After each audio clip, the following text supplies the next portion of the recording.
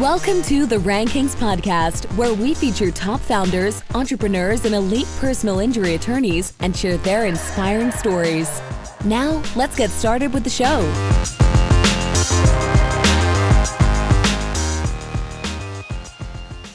Chris Dreyer here, president and founder of Rankings.io, where we help elite personal injury attorneys dominate first page rankings. You're listening to the Rankings Podcast, where I feature innovative business owners and, of course, elite personal injury attorneys. Speaking of elite personal injury attorneys, my guest today is Brian Panish, co-founder of Panish Shea Boyle. Brian is one of the nation's preeminent trial lawyers, and his accomplishments put him, to put it mildly, in rarefied air. His skill in the courtroom has netted more than 250 verdicts and settlements over the $1 million mark, including a landmark victory over General Motors to the tune of $4.9 billion. The honors and awards that he have received are literally too numerous to list here, but highlights include Best Lawyer status every year since 2001 and Southern California Super Lawyer every year since 2004. In addition to his work at Panish Shea Boyle, he currently serves as the president of the Inner Circle of Advocates, an elite group comprised of the country's 100 best plaintiffs lawyers. Brian, welcome to the show. Hey, Chris, thanks for having me. Great to be here during this little pause that we're having. Yeah, I'm excited to have you on the show. So let's just jump right in. How did you get started? Did you always know that you were going to be an attorney? Well, my first thing was I thought I was going to be in the NFL. And luckily, my father was a plaintiff personal injury attorney who tried 500 jury trials, who loved what he did. And he always told me, well, if you don't make it to the NFL, he would never tell me you're never going to make it. He would say, well, if you don't make it, just in case, what's your backup plan? And I said, I don't know, maybe I'll be in insurance. He goes, no, you need to get a profession.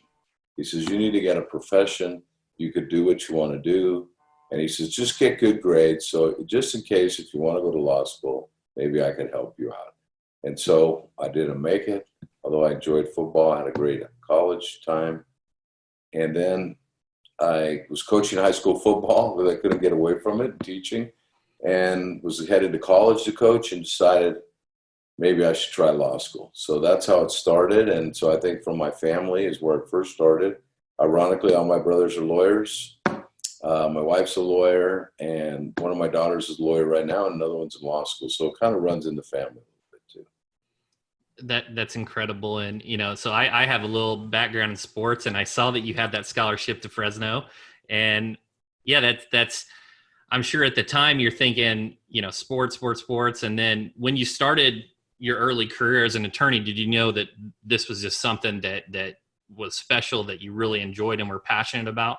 I knew way before I became an attorney. I think when I was growing up and hearing my father and his friends, they would come over and they would talk about war stories and trials and what would happen in the competition. And in sports, one thing, there's a winner and there's a loser. And the same thing there's only three areas of life. And Edward Bennett Williams wrote in his book, The Man to See, he lived his life in contest living. And in life, there are three areas in which there's a winner and loser. Everybody gets a trophy now. Everybody gets a certificate of participation. Everyone gets a pat on the back. But in sports, they're trying to get rid of ties. Occasionally they are. But there's a winner and losers. Politics, there's no tie. You win or you lose, and courtroom law. And those are the three areas of life that still have that competition. I love the competition. If football coaches were judged by lawyers, it'd be a lot different. Lawyers lose a few cases. They don't get fired like a football coach. But lawyers don't have an opportunity to go up each week and play another game. They may have to wait a month, 6 months, a year or more to their next trial to redeem themselves. But I love the competition, and most importantly, I love the clients. And doing a good thing for my clients is what causes me to continue to work hard and do what's necessary, because it's a hard job to go try a case on behalf of an injured person who has no other champion but you. What you just said makes me think of that quote, second place is the first loser. And, that's the way it is. And how competitive you were in sports, I'm sure that transitioned right into the courtroom. the preparation, all the work that you had to do to prepare for a case? Well, I think it's practice. No one really loved practice, but you play how you practice. And if you didn't really have a good week of practice, you weren't really going to do that well in the game. And I saw it firsthand. And this goes all the way back from being a kid. I had a great foundation in high school. I went to a great high school, was very sports-oriented, the school, very competitive, winning, working, accountability, and discipline. Those are the two words, discipline and accountability, were the two words throughout football and other sports. I played all three sports, football, basketball, baseball in high school, only football in college. But those attributes that you learn in football, and you learn about a team and how important it is to work as a team. And in a law firm, it's like that. And in the way trials are today, you're seeing more and more trials being tried by teams of lawyers.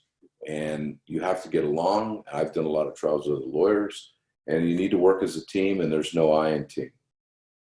I couldn't agree more. So you talk about a team. Let's jump to 2005, where you launched Panish Shea Boyle. What were the early days of your firm like, forming that team, those like-minded individuals? Well, when we started the firm, there were 4 lawyers. We hadn't moved in. We had boxes all over the place. Our space hadn't been built out. And immediately 3 of us were in trial. And I was in a trial in Burbank, which is outside of Los Angeles. I get the verdict. I have to go on a plane, fly to San Francisco, and start another trial. Myself and my partner, Kevin Boyle, were trying a wrongful death case against the city and county of San Francisco. We got a landmark verdict. So we kind of, started off with a little energized boost of a couple big verdicts. And from there, we've gone to expand and bringing more lawyers and more members of the team to where I think we have 37 lawyers today. Yeah, and that's incredible. So those landmark type cases really helped you create a lot of momentum right from the very beginning. Let's talk about some of the mistakes maybe that you encounter with all that growth. Were there any pitfalls or mistakes that you learned from for accelerating your growth very quickly? Well, I think whether you're big or small, the most important thing for a plaintiff firm is case selection. And if you're taking cases because you need more cases because you have a lot of people, that's not really a good recipe. So you've got to really be careful on case selection. And then, most of the lawyers that have come to the firm are still there, and they have to be committed. They have to have that passion for what they do. They have to believe in what they're doing. They're not in it for the money, even though they all make, they can make very good money. But if you're in this business for the money, you're never going to make it. I mean, it takes a lot of hard work, a lot of sacrifice, a lot of commitment. And that's what we're looking for in the lawyers. So as we grew, where changes had to be made, but I think, every firm has that. If you stay the same, if you stay the same, you're going back. Unless you're moving forward, you're not going to advance. And that's what, a good friend of mine, John Morgan, says, grow or die. I don't 100% agree with that, but I think there's a good bit in that saying of wisdom. I couldn't agree more, because if you're just kind of treading water, then you're not doing the building your brand equity that will turn into clients in the future. If you're staying the same, other people are going to pass you. Yeah. 100% agree. Let's talk about one of the things you said in that statement. You look for those individuals that are passionate, that aren't just in it for the money, that are going to pick up the phone call late at night and go drive to meet someone. Those people that are truly care. What are some of the things that you look at to try to identify these individuals? Well, I mean, obviously passion, belief, work ethic, and grit. And grit is something that I've learned about in the last couple of years, and I've studied it, and I've read about a person that has studied it and written about it. There's a great book called Grit. I actually bought that book and gave it to all the attorneys with a little inscription for the holidays this year.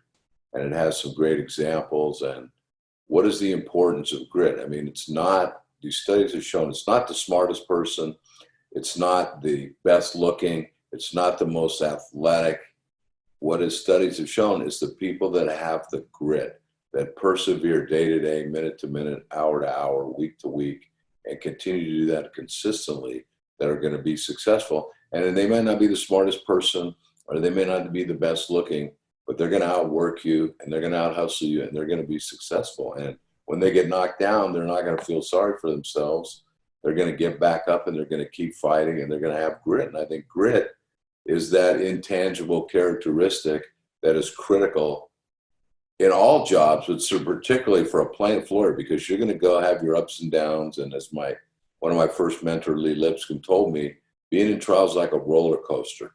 There's no better feeling than driving home from court after having a great day in court, but there's no worse feeling than going home after having a bad day. And you have to try to stay in the middle and try to control your emotions to get through the whole trial. And I think that's critical. Let's say you identify someone that doesn't have that grit, that core value, that belief that you share and that you're looking for your team. You know, one of the things that when I talk to other business owners, they have a problem with, they really struggle with, someone's a C or B player, and they just keep letting them coast. And they become ingrained in the business. How do you take action to have that candid conversation and to build the right team when one of those slip through? Well, I mean, that's easier said than done. Obviously, nobody wants to, but you got to coach them. You got to call them in. You got to work with them. You got to oversee them. You got to take baby steps, and hopefully you can mold them to where they need to be. Some people they can. You have to make adjustments, and it's not like the NFL where you're here today, gone tomorrow. But that mentality, I think, is hard to have in a law firm. And you can't just start cutting everyone because they fumbled the ball or they didn't make the right move on a certain case. You have to give them opportunity, and you have to train them. And a lot of lawyers, they don't get adequate training, and a lot of it is not their fault because they just don't know any better. Some people are not motivated themselves to go out and seek out ways to make themselves better. But you want people that want to be better, that know every day they have to get better. And, Michael Jordan, he was the most difficult teammate because he was on everybody else because he wanted greatness and he expected more from everyone and he pushed them. And that's how he got to where he was, because he was so competitive and he never gave up and he pushed all his teammates to greatness. Yeah, you're the average of the people that you hang out the most. The saying, I've heard a saying something along the lines of mediocre individuals don't like the people that are playing at this high level, and the high level achievers don't like hanging out with the mediocre individuals because, we're all on this different path. And I totally agree about the coaching aspect too. I've heard many coaches, whether it's a great NCAA basketball coach, Mike Krzyzewski, or a great NFL coach, talk about it's a lot of times when they're not succeeding, it's a failure of the coach for not training and developing their people. And it's also the culture. And you as the leader, you create the culture. And if you look at Duke basketball, you look at Clemson football, you look at Alabama under Nick Saban, he's created that culture that the players buy into and the workers buy into, and they carry that with them. And in a law firm, you need to create a culture of excellence, of training, of grit, and all of that. And the leaders of the firm have to instill that in the employees, and they have to buy in or you're not going to be successful. I completely agree. I love that. Brian, so most of our audience is personal injury attorneys. They're looking to grow their practice. They're looking to improve their skill set. And I've got to talk about some of your experience being just a phenomenal trial attorney. If you were going to give advice to these personal injury attorneys on becoming a better trial lawyer, what would be some of your most important recommendations or tips that you could give them? Well, one thing my dad told me, I used to think I was pretty good at cross-examination. I would brag to him, I did this, and he'd say to me, hey, man, you don't know anything about cross-examination. Go take 1,000 depositions, and then you might know something. So I think it's kind of like golf and all other things, muscle memory, repetition. You need to get in there and do it. When I was a young lawyer, I worked in an insurance defense firm, and they gave me the opportunity to try cases as a young lawyer. Win or lose, I had a great time. Now, eventually I came to the point where I was winning, obviously the case was going to trial. I had an advantage. I was successful, and there was really no, would say, fun. I go home, I win, but the other person didn't get any money. But so I didn't really like that, so I changed. But eventually, you have to be passionate about it. You have to go to these seminars. You have to go watch these other lawyers try cases. You have to be a sponge.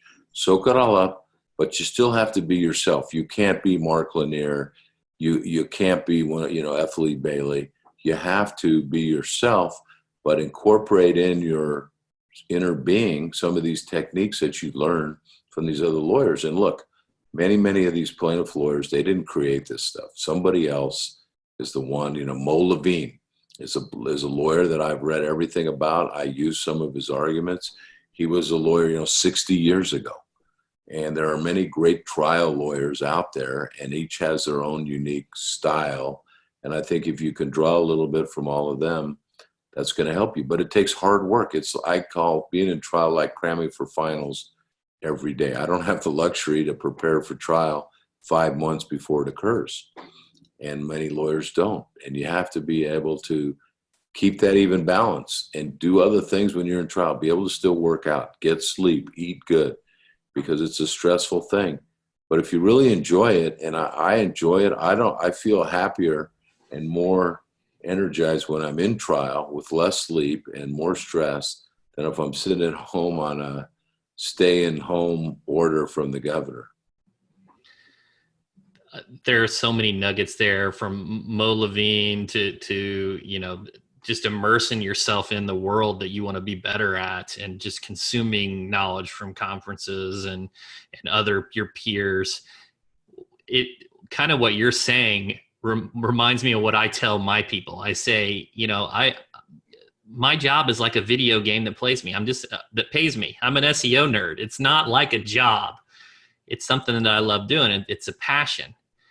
So you mentioned a few books. You mentioned Grit. You mentioned Mo Levine. What are a few of your other favorite business books that you like to reference? Never Eat Alone. Don't Split the Difference. Never Eat Alone is a great talking about if you're a lawyer, personal injury, whatever business you're in, sales, because you're kind of in sales as a personal injury lawyer, but you should be, every lunch, every meal, you should be inviting somebody out there and working on pitching them.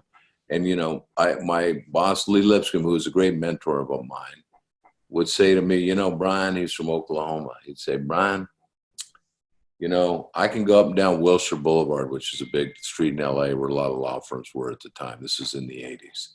And he says, I can drive up and down Wilshire Boulevard and find 1 million trial lawyers, Brian. But you find me that lawyer that can bring in the cases.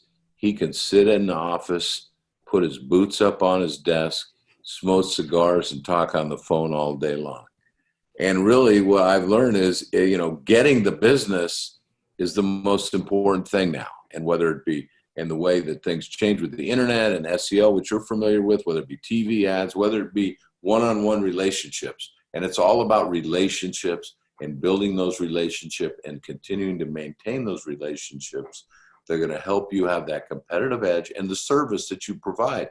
And my business is primarily driven by referral lawyers that refer cases to us. It's not on TV ads or, SEO. We sure, maybe you can make us better. Hopefully we're not as good as we could be probably on that, but a large majority of cases come from other lawyers. So many times we're helping other lawyers and we're not going to take their case. It's not one that we want, but that doesn't mean it's not important to them or we can't help them in any way, whether it be with experts, trial techniques, settlement, whatever we can. And it's about building the relationship with our network of lawyers that we co-counsel with. Many times young lawyers have come to us. We've tried a case with them. They've been part of it. And then they've gone on to try in their own cases. And, they don't refer them anymore, but that's okay. They're doing a great job for their clients and they're loving what they're doing. So it's about relationships. It's about getting out there, don't eat alone, having that grit, don't split the difference, don't sweat the small stuff, move my cheese, all that. Yeah, and I think the Don't Split the Difference, I think that's a Chris Voss. Yeah, that's a great book too. One of the things you said that, when you don't have a brand, you don't have that sphere of influence, you got to look at direct response marketing. You got to look at pay-per-click and getting your name out there with the direct response. And it works.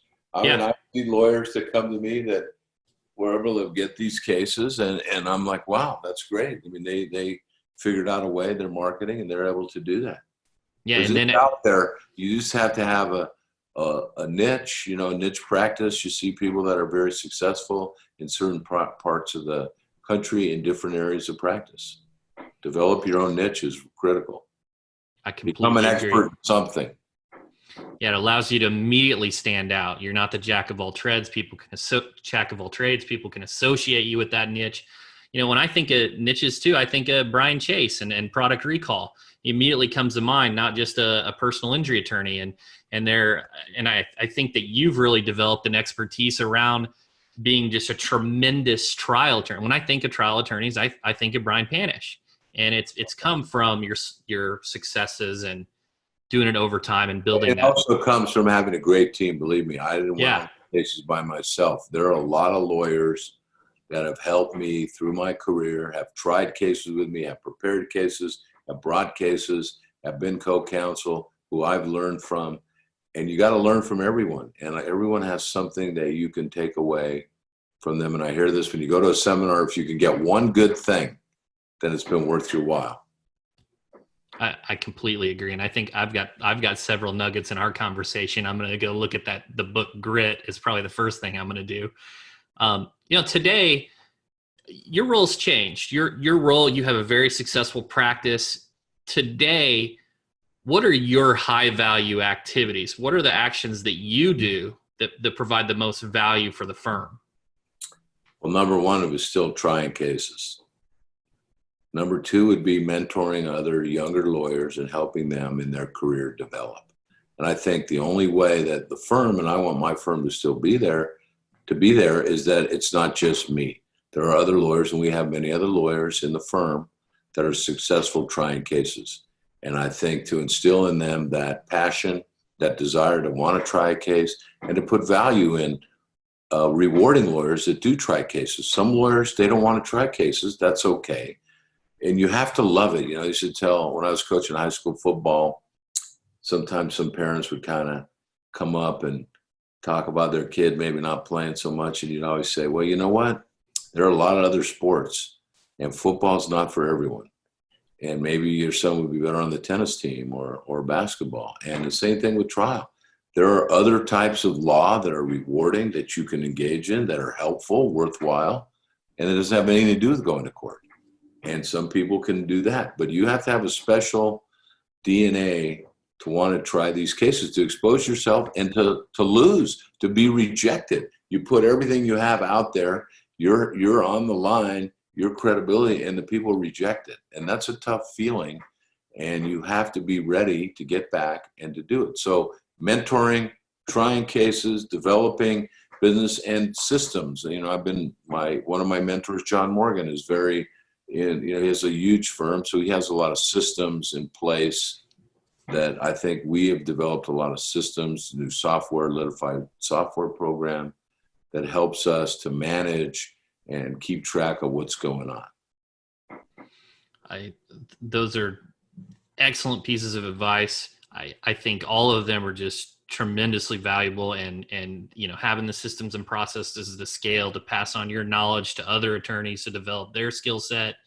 The rising tide lifts all boats. Brian, one final question here.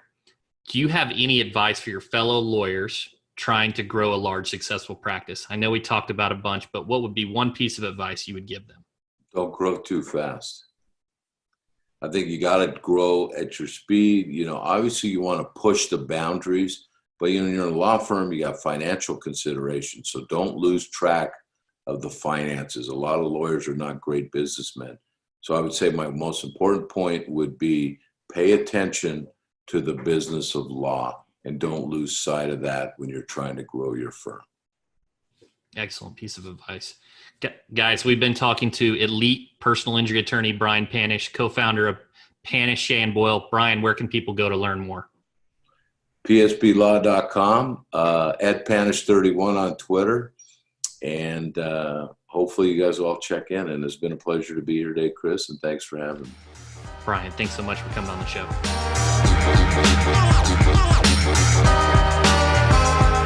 Thanks for listening to the Rankings Podcast. We'll see you again next time, and be sure to click subscribe to get future episodes.